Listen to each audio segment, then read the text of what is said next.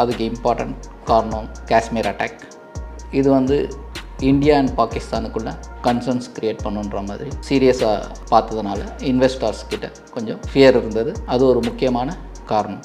Retail investors எல்லாருக்குமே வந்து கொஞ்சம் பயம் வந்திருக்கு. So next week tight resistances 24,200லேயே இருக்குது. 24,200 கிராஸ் பண்ணால் மட்டும்தான் 24,400க்கு ப்ராபபிலிட்டி இருக்குது. Otherwise 24,200 is the tight resistance. Supports 23,800, 23,500.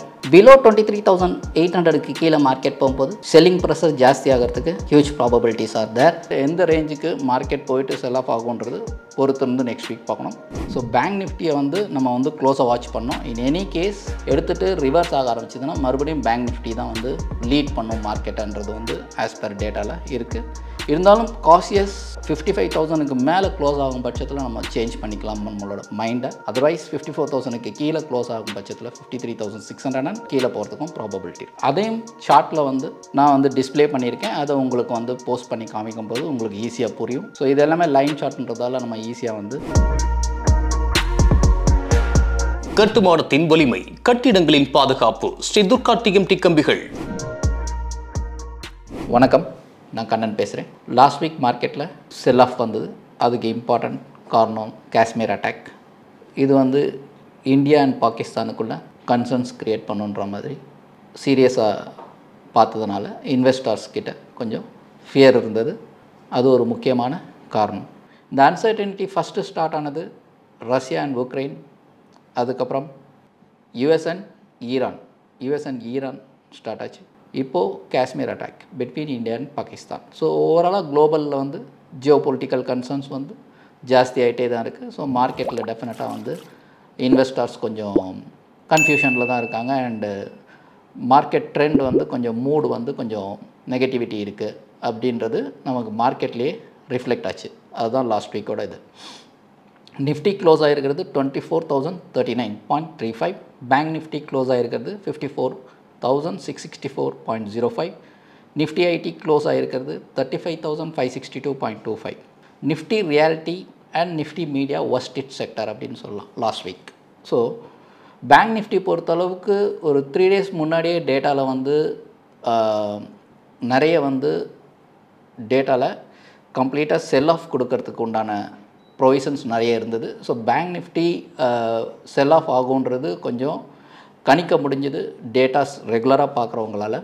And Nifty of course Nifty நமக்கு வந்து ஆன் தேர்ஸ்டே வந்து கொஞ்சம் நெகட்டிவிட்டி க்ரியேட் ஆனது ஈவினிங்கில் தெரிஞ்சது. இது எல்லாமே வந்து மார்க்கெட்டை வந்து ஒரு ப்ராஃபிட் புக்கிங் வந்திருக்க மாதிரி காமிச்சிருக்கு அண்டு ஒரு செல் ஆஃப் ஸ்டார்ட் ஆன மாதிரி காமிச்சிருக்கு.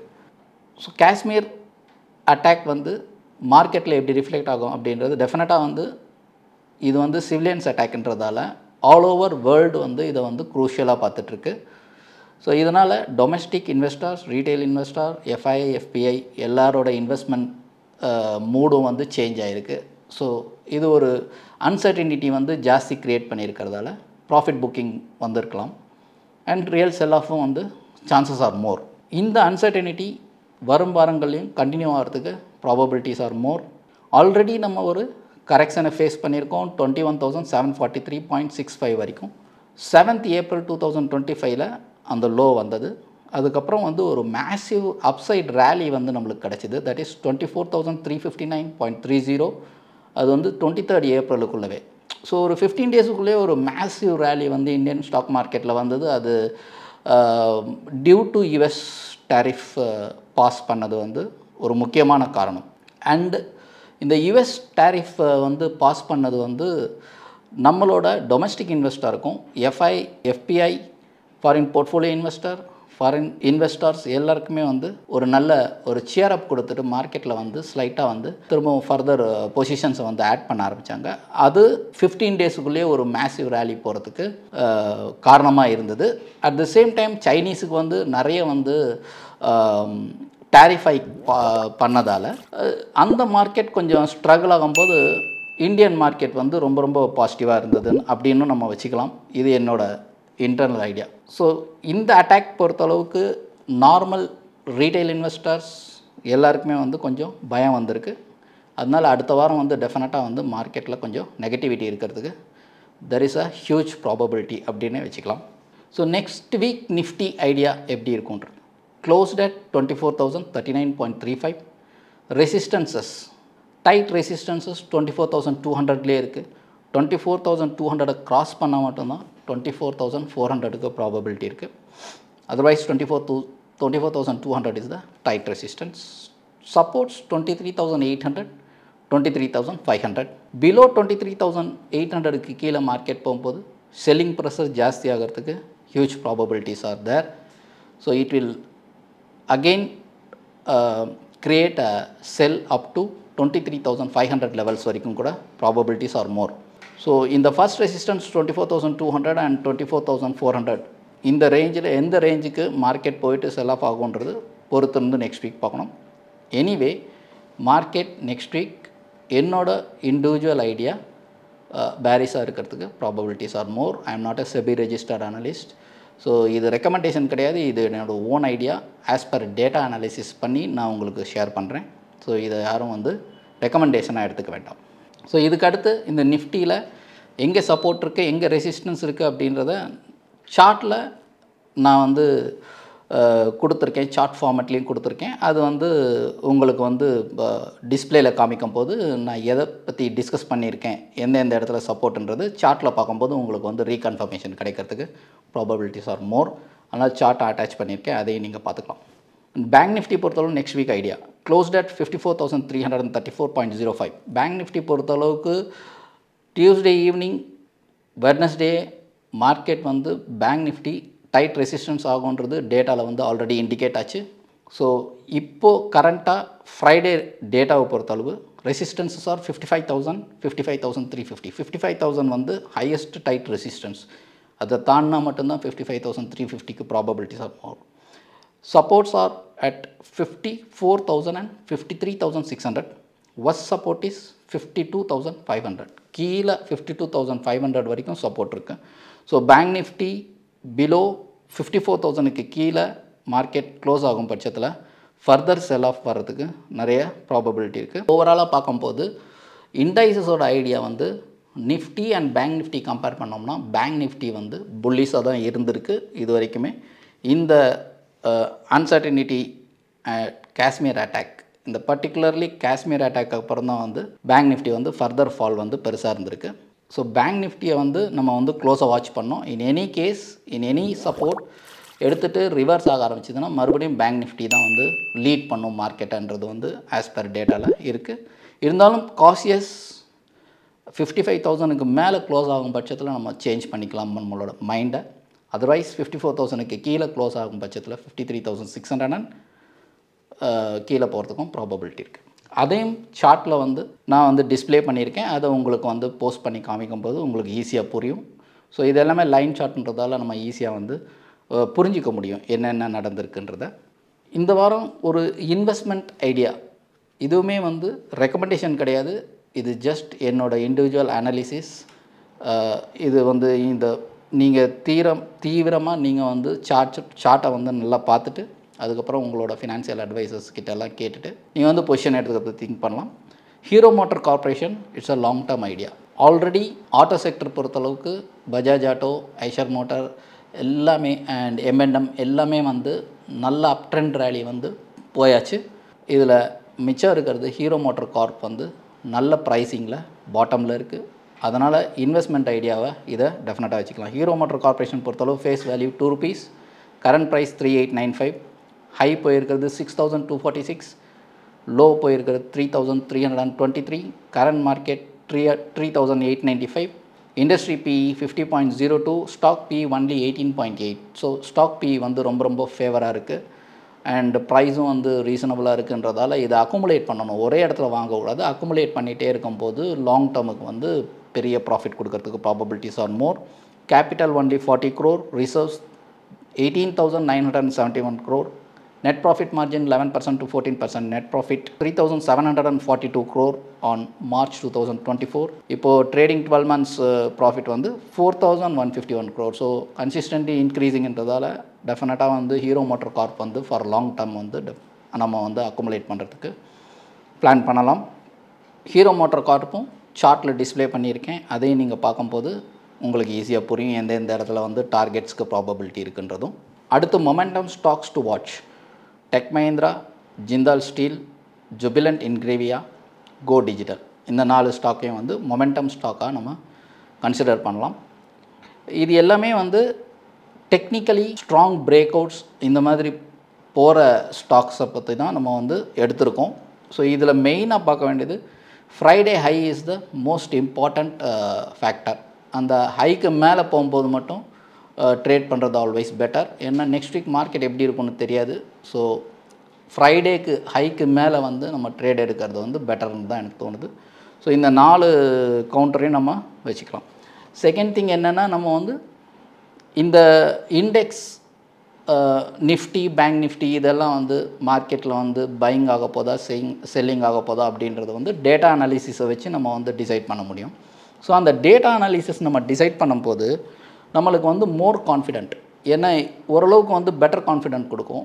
நீங்கள் யோசிக்கிறது எல்லாமே நீங்கள் கரெக்டாக டேட்டாவை ரீட் பண்ண ப்ராக்டிஸ் பண்ணிட்டீங்கன்னா நீங்கள் ஒரு 85% ஆஃப் த மார்க்கெட் மொமெண்டமை வந்து கேட்ச் பண்ண முடியும் உங்களால் டெஃபினட்டாக. ஸோ டேட்டா ரீட் பண்ணுறதுக்கு நல்லா ப்ராக்டிஸ் பண்ணிங்க, நிறைய கிளாஸஸ் அட்டன் பண்ணுங்கள். ஸோ சொல்லிக் கொடுக்குறத நிறைய கற்றுக்கிட்டு நீங்கள் டேட்டாஸை வந்து ரீட் பண்ண கற்றுக்கிட்டிங்கன்னா அது வந்து உங்களுக்கு இண்டெக்ஸில் ட்ரேட் பண்ணுறதுக்கும், இண்டெக்ஸ் ஆப்ஷன்ஸில் ட்ரேட் பண்ணுறதுக்கும் அண்ட் ஸ்டாக் ஆப்ஷன்ஸில் ட்ரேட் பண்ணுறதுக்கும் ரொம்ப ரொம்ப யூஸ்ஃபுல்லாக இருக்கும். என்னோட main concentration out of the money தான் எப்போவுமே இருக்கும். Out of the money always premium is less.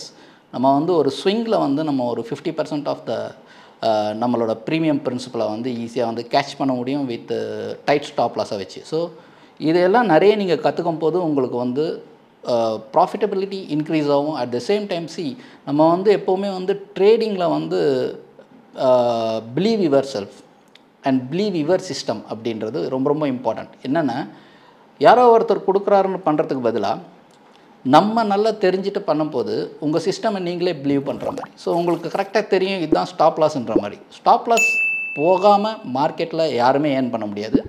So மார்க்கெட்டில் ஸ்டாப் லாஸ் கொடுக்கறதுக்கு ரெடியாக இருக்கணும். அட் த சேம் டைம் உங்களோட ஸ்டாப் லாஸ் அண்ட் உங்களோட ப்ராஃபிட் ரேஷியோ வந்து எப்போவுமே ஜாஸ்தியாக இருக்கணும். அப்போ தான் வந்து கன்சிஸ்டண்ட்டாக மந்த்லி நீங்கள் ஒரு ஆவரேஜாக பார்க்கும்போது ஒரு ப்ளஸில் இருக்கிறதுக்கு ப்ராபபிலிட்டிஸ் ஜாஸ்தி. அண்ட் நம்ம அகெயின் டெக் மஹிந்திராக்குள்ளே போயிடும். Tech Mahindra face value ₹5, current price 1462, high 1808, low 1194, capital 442 crore, reserves 26,919 crore, net profit margin 9% to 13%, net profit 2,397 crore as on March 2024. March 2025 4,253 crore. So March 2024க்கும் மார்ச் 2025க்கும் ஃப்ரம் 2,397 crore - 4,253 crore வரைக்குமே profit வந்து net ப்ராஃபிட்டோட இது வந்து increase ஆகிருக்கு. So இப்படி இந்த மாதிரி நம்ம வந்து ஒரு சவுண்ட் கம்பெனியை நம்ம வந்து செலக்ட் பண்ணுறது ஆல்வேஸ் குட். அண்ட் இதில் பிளட்ஜும் இல்லை. ஸோ டெக் மஹிந்திரா வந்து நம்ம மொமெண்டமில் சேர்த்துக்கலாம். அடுத்து Jindal steel power. Jindal steel power face value ₹1, current price 892, high 1097, low 723, capital 101 crore, reserves 47,240 crores. Reserves beautiful reserves. Net profit margin 18% to 20%. இதுவும் பியூட்டிஃபுல்லாக இருக்குது ஜிந்தால் ஸ்டீல் பவரில். நெட் ப்ராஃபிட் பொறுத்த அளவுக்கு 5,943 crore on March 2024. Trading 12 months 4,083 crore. Net profit கொஞ்சம் down ஆகிருக்கு இந்த particular கவுண்டரில். ஸோ இதையும் வந்து நம்ம வந்து டெஃபினட்டாக புரிஞ்சிக்கணும். பிளட்ஜ் வந்து 11.4% இருக்குது. பிளட்ஜ் இருக்குது. பிளட்ஜ் இருந்தாலும் 11.4% எதுக்கு பண்ணியிருக்காங்கன்றதெல்லாம் நம்ம வந்து கூகுள் பண்ணி தெரிஞ்சுக்கணும். At the same time trading 12 months profit வந்து when compared to 2024 கொஞ்சம் கம்மியாக இருக்குது, அதையும் பார்க்கணும். பட் ரிசர்வ்ஸ் நெட் ப்ராஃபிட்லாம் வந்து பியூட்டிஃபுல்லாக தான் இருக்குது. ஸோ இதையும் வந்து கன்சிடர் பண்ணணும். அண்ட் அடுத்து Jubilant Ingrevia. Jubilant Ingrevia face value ₹1, current price 696, high 885, low 462, capital 16 crore, reserves 2,800 crore, net profit margin 10% to 14%, net profit 183 crore on March 2024, trading 12 month 206 crore. இது வந்து கன்சிஸ்டண்ட்டாக வந்து இன்க்ரீஸ் ஆகிருக்கு when compared to March 2024 to March இப்போ 2025-26 வந்து 206 crore வந்து பெட்டர்னு தான் சொன்னோம். பிளெட்ஜ் இருக்குது 2.71. இது என்னன்றதையும் நம்ம கோ த்ரூ பண்ணி பார்க்கணும். அடுத்தது கோ டிஜிட்டல். இது ஒரு இன்சூரன்ஸ், ஜெனரல் இன்சூரன்ஸ் செக்டரில் வரும் புது company. Face value 10 rupee, current price 299, high 408, low 265, capital 921 crore, reserves -106 crore. இதையும் வந்து கன்சிடர் பண்ணணும். ஏன்னா இது -106 crore. பட் நெட் ப்ராஃபிட் நம்ம பார்க்கும்போது 182 crore on March 2024. Trading 12 month 362 crore வந்து நெட் ப்ராஃபிட் இருக்குது. ஸோ இது பியூட்டிஃபுல்லாக வந்து 2 times அந்த மாதிரி வந்து நெட் ப்ராஃபிட் இன்க்ரீஸ் ஆகிருக்கிறதால டெஃபினட்டாக இதையும் வந்து கன்சிடர் பண்ணலாம் for a long term. Pledge வந்து நில். எப்போவுமே இன்சூரன்ஸ் செக்டருக்கு இப்போ நிறைய பாசிட்டிவிட்டி இருக்கிறதால இந்த கோ டிஜிட்டல் ஜென்ரல் இன்சூரன்ஸையும் ஃபாலோ பண்ணலாம். ஸோ இப்போது நான் இந்த வாரத்துக்கு தேவையான எல்லாமே கம்ப்ளீட்டாக வந்து முடிச்சாச்சு. நன்றி, வணக்கம். இந்த வீடியோ உங்களுக்கு பிடிச்சிருந்தா லைக் பண்ணுங்க, ஷேர் பண்ணுங்க, கமெண்ட் பண்ணுங்க. மறக்காம பெல் பட்டனை கிளிக் பண்ணிட்டு சப்ஸ்கிரைப் பண்ணிடுங்க.